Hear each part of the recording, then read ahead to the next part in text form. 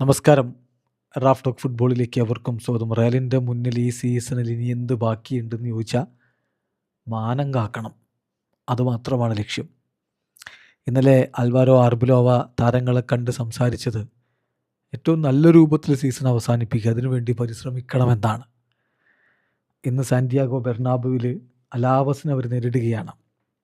രാത്രി ഇന്ത്യൻ സമയം 1 മണിക്ക്, അതായത് സാങ്കേതികമായിട്ട് ഇന്ത്യൻ സമയം നാളെ പുലർച്ചെ 1 മണിക്കാണ് സാന്റിയാഗോ ബെർണാബുവിൽ റയൽ മാഡ്രിഡും അലാവസും തമ്മിൽ ഏറ്റുമുട്ടുന്നത്. ഇന്നത്തെ ദിവസം ബെർണാബുവിൽ ഒരു കൂവൽ പ്രതീക്ഷിക്കുന്നുണ്ട്. പക്ഷേ ആർബിലോ പറയുന്നത് അതിന് ആരാധകർക്ക് റൈറ്റുണ്ട് ടീമിൽ നിന്ന് കൂടുതൽ ഡിമാൻഡ് ചെയ്യാൻ. പക്ഷേ മാഡ്രിഡിലെ തെരുവോരങ്ങളിലൂടെ നടക്കുമ്പോൾ എനിക്ക് കൃത്യമായിട്ട് മനസ്സിലാക്കാൻ പറ്റുന്നുണ്ട് ആരാധകരുടെ സപ്പോർട്ട് എന്നാണ് അദ്ദേഹം പറഞ്ഞത്. ആയാലും ആ സപ്പോർട്ട് ഉണ്ടാകുമോ എന്നുള്ളത് കളി തുടങ്ങുമ്പോൾ അറിയാം.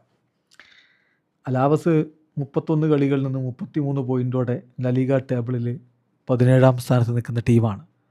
31 കളികളിൽ നിന്ന് 70 പോയിൻറ്റോടെ രണ്ടാമതാണ് റയൽ മാഡ്രിഡ് എങ്കിൽ 79 പോയിൻറ്റോടെ ഒന്നാമതാണ് FC ബാഴ്സലോണ. ഏതാണ്ട് റയലിൻ്റെ ലലീഗ കിരീട സാധ്യതകൾ അസ്തമിച്ച് കഴിഞ്ഞിരിക്കുകയാണല്ലോ.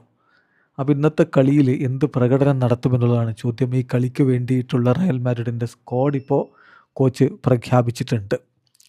സ്ക്വാഡിൽ ഏറ്റവും ശ്രദ്ധേയമായിട്ടുള്ള കാര്യം ഹാവി നവാരോയെ സ്ക്വാഡിലേക്ക് ഉൾപ്പെടുത്തിയിട്ടുണ്ട് ഗോൾ കീപ്പിംഗ് പൊസിഷനിലേക്ക്. റയലിൻ്റെ സ്ക്വാഡ് നമ്മൾ നോക്കാം. ഗോൾ കീപ്പർമാരായിട്ട് ലൂനിന്, സെർജിയോ മെസ്ട്രെ, ഹാവി നവാരോ എന്നിവർ ഉൾപ്പെടുത്തിയിട്ടുണ്ട്.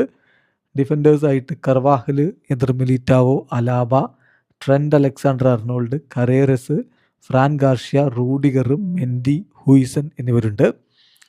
മധ്യനിരയിലേക്ക് Bellingham, Camavinga, Valverde, Tchouameni, Arda Guler, Ceballos, Thiago എന്നിവരുണ്ട്.